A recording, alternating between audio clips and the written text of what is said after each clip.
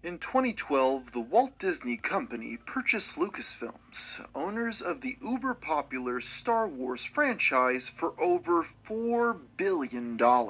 Clearly, Disney hoped to make an enormous profit with this new acquisition as they quickly set to work announcing a tidal wave of new Star Wars content. Chief among these was the confirmation of a new trilogy of films which would reunite the fan-favorite characters of the original movies with a newer, younger cast. The first of these motion pictures, titled The Force Awakens, was an incredible success, earning over $2 billion at the box office. The film received its fair share of criticism, but despite this, the majority of the audience agreed that the movie was a fun crowd pleaser, and they eagerly awaited the next installment. 2 years later in 2017, Star Wars Episode 8, The Last Jedi, was released in theaters, and fans poured in to see how writer and director Rian Johnson would continue the story set up by J.J. Abrams. However, after watching the film, there were many who were not satisfied with what they got.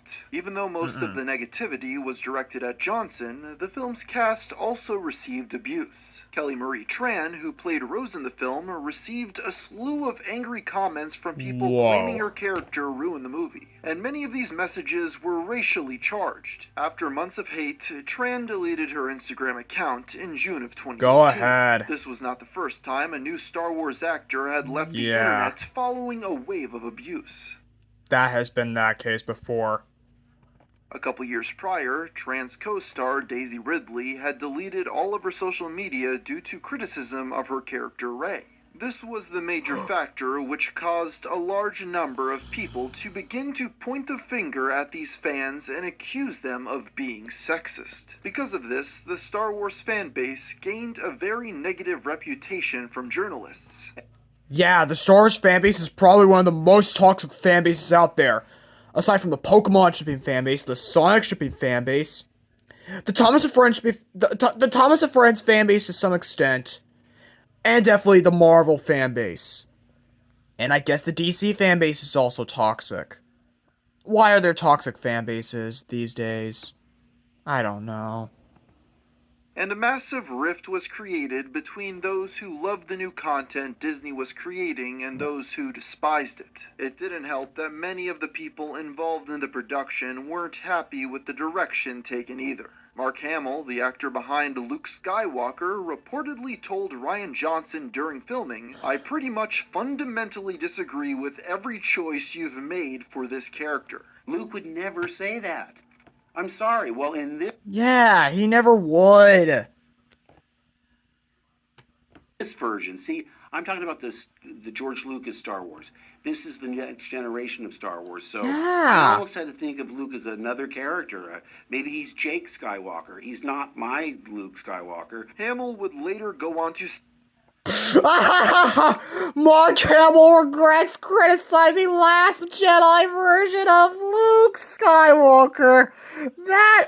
Why would he regret criticizing that version of Luke? I don't get that, really. I don't know why he would regret that. When he made clear that he didn't like it. state that he regretted this comment, but those who hated The Last Jedi used it as proof that Disney was destroying the legacy of the original films. Uh-oh! Mark Hamill, you caused a big effect on the fans by having them say what you said, that this is proof that Disney's destroying the legacy of the original trilogy. In June of 2018, a website was created named RemakeTheLastJedi.com. Excuse me? The creators of this site asked fans to send in pledges which would then be sent to Disney and Lucasfilm in order to fund a complete ground-up remake of the motion picture. This is a campaign to provide Disney an opportunity to course correct with the Star Wars franchise. The fans are completely divided, and the core goal of Star Wars has been abandoned. The goal is not to make one half of the fandom happy over the other, it is to make a film that the fandom in general, as a whole, enjoys. Yeah, that was what we all thought.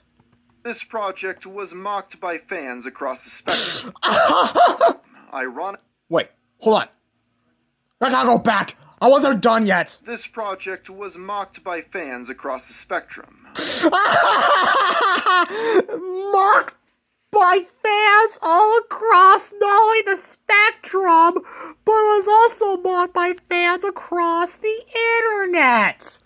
Way to go, RemakeTheLastJedi.com. Way to go. Ironically uniting both those who loved and hated The Last Jedi in ridiculing it.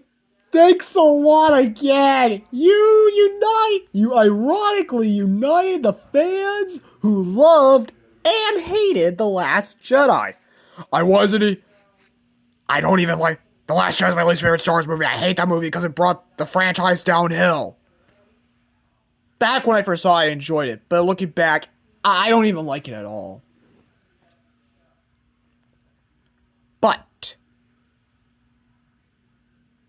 it had potential to be good.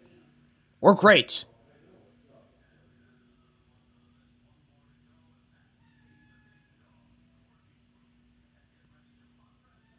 Besides, I don't know what else to say. Just keep in mind this was before I knew all this. I didn't know this was a thing back then.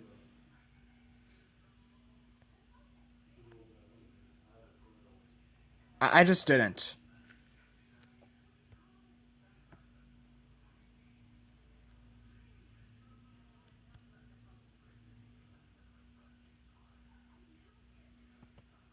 There were many who believed it to be nothing more than a scam, although the creators promised that the producers behind the project had already pledged to cover the budget. Even Rian Johnson made fun of it, sarcastically Please, please, please. Please, please. Please, please. Please. Please, please. No. Please. Actually happen. Please, please, please, please. pleading on Twitter for them to go through with the film.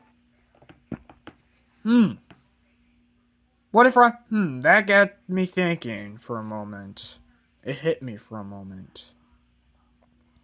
What if Rian Johnson just wasn't happy with how it turned out? But since he said that he was sarcastically pleading, I don't think he really cared. Not surprisingly, the remake never ended up happening. The website has since been deleted, and the Twitter account has been inactive since March of 2021. Although even in their final tweet, they were claiming to still be moving forward with the project. All Still of the happening. divisiveness surrounding The Last Jedi caused public interest in the Star Wars franchise to dip. Their next movie, Yeah, thanks a lot. You did more harm than good to the franchise, Rian Johnson. Solo, A Star Wars Story, performed well below expectations, reportedly losing Disney around $77 million. I thought Solo was okay, but this character here. No. This character here. I hate! She's the worst character in the entire franchise. Say what you will about Jar Jar and Rose, at least with them, they weren't annoying as her. She is so annoying. I already plan on doing a rewrite of the entire Star Wars saga, so I'll probably might just do a rewrite of Rogue One and Solo if you guys are interested. I still have to get my Return of the Jedi rewrite out before the end of the year. But let's just continue on with the video. Before I go, I want to remove L3 from my Solo rewrite, because she is so annoying. This was not the only reason Solo failed, but Yeah. the reception to The Last Jedi certainly didn't help. True, it didn't.